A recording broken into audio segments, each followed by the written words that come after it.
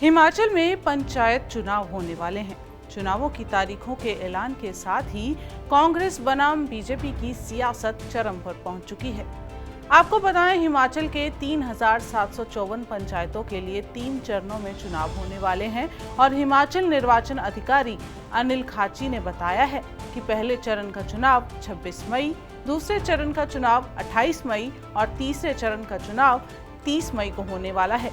प्रधान, उप प्रधान और वार्ड सदस्य मतगणना उसी दिन मतदान के बाद होगी, जबकि पंचायत समिति और जिला परिषद के वोटों की गिनती 31 मई को 9 बजे से शुरू की जाएगी।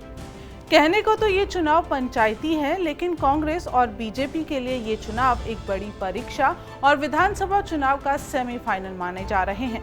जैसे कि आप जानते हैं कि हिमाचल में भी 2027 में विधानसभा चुनाव होने वाले हैं, तो पंचायती चुनावों में जीत हार विधानसभा चुनावों के लिए एक नैरेटिव सेट करने वाली है। मौजूदा हालात की बात करें तो प्रदेश की 12 जिला परिषदों में से 9 पर भाजपा का कब्जा है और भाजपा के सामने अपनी इस बढ़त को बरकरार रखने की सबसे बड़ी चुनौती है।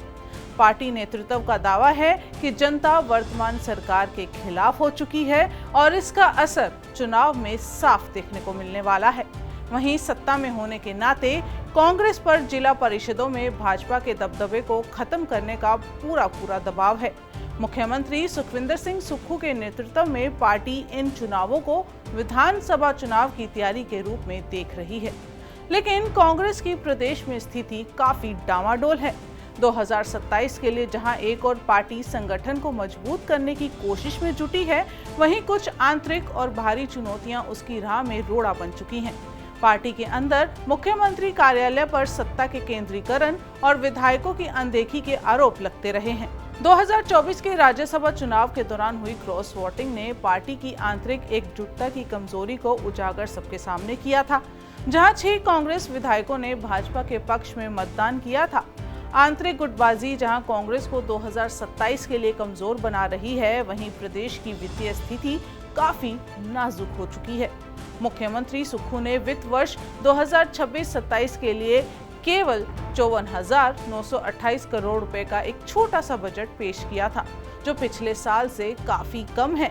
केंद्र से मिलने वाले राजस्व घाटा अनुदान यानी आरडीजी के बंद होने से राज्य को सालाना करीब 8,000 करोड़ के नुकसान होने का अनुमान है, जिससे विकास कार्यों की गति धीमी हो सकती है। प्रदेश कांग्रेस के नए अध्यक्ष विनय कुमार ने स्वीकार किया है कि जमीनी स्तर पर संगठन को पुनर्जीवित करना एक बड़ी चुनौती है, क्योंकि बूथ स्तर पर संगठन को फिर से खड़ा करने की जरूरत दिख रही है। वहीं कांग्रेस के इस लूप होल का फायदा बीजेपी को होता दिख रहा है। भाजपा लगातार विधायकों की अनदेखी और विकास कार्यों के ठप होने का मुद्दा उठाकर सरकार को घेरती रही है। भाजपा का मानना है कि 2022 के चुनाव में हार जीत का अंतर महज 0.9% वोट शेयर का था, जिसे वो आगामी चुनावों में आसानी से पाट सकते हैं।